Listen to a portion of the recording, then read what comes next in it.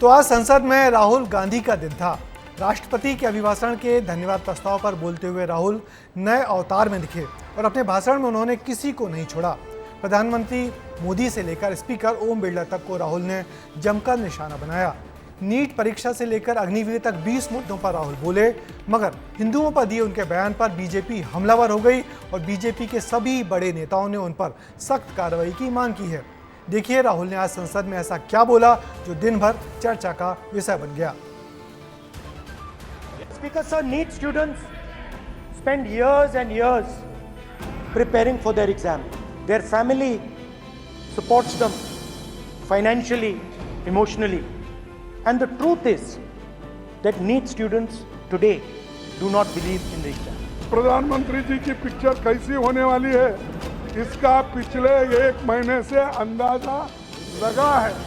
NEET page paper leak, UGC NEET paper leak, NEET under graduation रद्द। संविधान की copy दिखाकर एक बार फिर राहुल गांधी ने बतौर नेता प्रतिपक्ष अपने इरादे बता दिए हैं। 90 मिनट के भाषण की शुरुआत हल्की मस्ती मजाक से शुरू होते हुए हंगामे पर खत्म हुई। राहुल नीट मुद्दे को लेकर सरकार पर लगातार हमलावर हैं।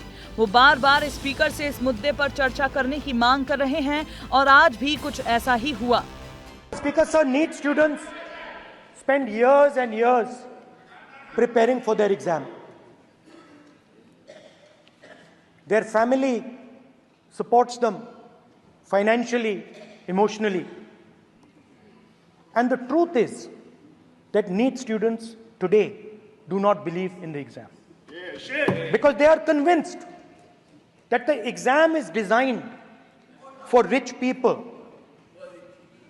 not meritorious people. Rahul Gandhi ने सरकार पर आरोप लगाते हुए कहा कि नीट जैसे प्रोफेशनल एग्जाम को भी सरकार ने कमर्शियल बना दिया है। युवाओं को आर्मी में अपॉर्चुनिटी मिलती थी, अग्निवीर उनके लिए आपने दे दिया, वो खत्म कर दिया, रास्ता ब्लॉक कर दिया। पब्लिक सेक्टर को आप प्राइवेटाइज करते हैं, वो रास्ता बंद कर दिया। और अब एक नया फैशन निकला है, नीट।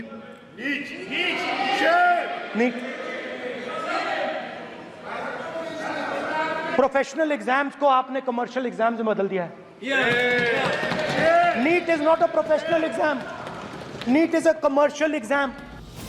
बतौर नेता प्रतिपक्ष राहुल ने आज सदन में सरकार पर बड़ा आरोप लगाते हुए कहा कि आज नीट केवल अमीर बच्चों का एग्जाम बनकर रह गया है। आज राहुल ने मोदी सरकार और बीजेपी को 20 से ज्यादा मुद्दों पर घेरा, जिसमें हिंदू, अग्निवीर, किसान, मणिपुर, बेरोजगारी सहित तमाम मुद्दे शामिल हैं। स्पीकर सर, देश की सेना जानती है, पूरा देश जानता है कि अग्निवीर स्कीम सेना का स्कीम नहीं है, पीएमओ का स्कीम है। और पूरी सेना जानती है कि स्कीम प्राइम मिनिस्टर का ब्रेन चाइल्ड था, स्कीम सेना का ब्रेन चाइल्ड नहीं था। आपको देखिए, सिंपल सी बात है स्पीकर सर, इनको अग्निवीर अच्छा लगता है, आप उसको रखिए, हम उसको बदल देंगे, हटा देंगे। सिंपल सी बात है, हमारी सरकार आएगी, अग्निवीर को हम हटा देंगे। क्योंकि हम सोचते हैं कि अग्निवीर सेना के खिलाफ है, जवानों के खिलाफ है, देशभक्तों के खिलाफ स्कीम है। हम इस स्कीम को नहीं चाहते। जम्मू कश्मीर लद्दाख से आपने पहली बार स्टेट छीना है। मणिपुर को आपने सिविल वॉर में डुबा दिया है। मणिपुर को आपने और आपकी योजनाओं ने, आपकी पॉलिटिक्स ने जला दिया है। और आज तक हिंदुस्तान के प्रधानमंत्री मणिपुर नहीं गए हैं। ऐसा लगता है कि मणिपुर हिंदुस्तान का प्रदेश ही नहीं। हिंदू धर्म में साफ लिखा है, सत्य के साथ खड़ा होना चाहिए, सत्य से पीछे नहीं हटना चाहिए, सत्य से नहीं डरना चाहिए। अहिंसा हमारा प्रतीक है। अभय मुद्रा, ऐसे कीजिए, अभय मुद्रा। सिर्फ यही नहीं, राहुल ने स्पीकर ओम बिरला पर तीखी टिप्पणी भी की। उन्होंने स्पीकर से अपनी मुलाकात को याद किया और बताया कि जब स्पीकर ने उनसे मुलाकात की थी तो उन्होंने सीधे खड़े होकर हाथ मिलाया था, लेकिन वही प्रधानमंत्री से मिलते वक्त उनका अंदाज थोड़ा अलग था। When Modi ji went and shook your hand, and I went and shook your hand, I noticed something. When I shook your hand, you stood straight like this and shook my hand. And when Modi ji shook your hand, you bowed down and shook his hand. नेता प्रतिपक्ष राहुल गांधी की ओर से संसद में दिए गए बयान पर अब बीजेपी ने भी पलटवार किया। केंद्रीय मंत्री अश्विनी वैष्णव ने कहा कि राहुल गांधी को भारतीय संस्कृति की जानकारी नहीं है। राहुल जी ने पहली बार कोई जिम्मेदारी संभाली है। हमेशा जिंदगी में पावर एंजॉय करना लेकिन जिम्मेदारी नहीं रखना, लेकिन पहली बार जिम्मेदारी संभालने के बावजूद आज उन्होंने अति गैर जिम्मेवाराना स्टेटमेंट्स दिए हैं।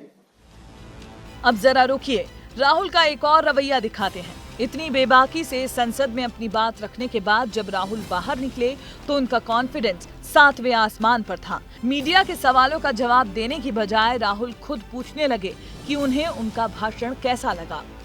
पहली स्पीच थी एज एन एलओपी। अच्छी लगी? बात रख पाए आपको अच्छी लगी? आपको अच्छी लगी? हमारी लगी। हमारा तो सर फैक्ट से बात है। आपने जो फैक्ट रखे, सरकार की तरफ से कई मिनिस्टर्स काउंटर कर रहे थे। ये कहा जा सकता है कि राहुल के आज के रूप ने सत्ता पक्ष को बरगला दिया है। उनके भाषण के दौरान खुद प्रधानमंत्री को अपनी कुर्सी से कई बार उठना पड़ा है। अब मामला आगे बढ़ रहा है। तमाम बीजेपी नेताओं ने राहुल के स्पीकर पर आरोप लगाने से लेकर भगवान शिव की तस्वीर सदन में दिखाए जाने की निंदा की है। अब देखना होगा कि क्या राहुल गांधी के खिलाफ कोई एक्शन लिया जाता है या वे खुद एक ट्रेलर दिखाकर आगे शांत रवैये के साथ अपनी नई नवेली कुर्सी और जिम्मेदारी को संभालने का काम करते हैं। ब्यूरो रिपोर्ट, विस्तार न्यूज। राहुल के आज के भाषण ने जहां संसद में इंडिया गठबंधन के हौसले बढ़ा दिए, वहीं एनडीए के नेताओं के माथे पर पसीने भी ला दिए। बदले बदले राहुल को संभालने के लिए बीजेपी और एनडीए को अब कोई और रणनीति बनानी पड़ेगी। वैसे आज सोशल मीडिया पर राहुल का भाषण सबसे ज़्यादा ट्रेंड किया और भाषण के बाद भी उसे बहुतों ने सर्च कर देखा।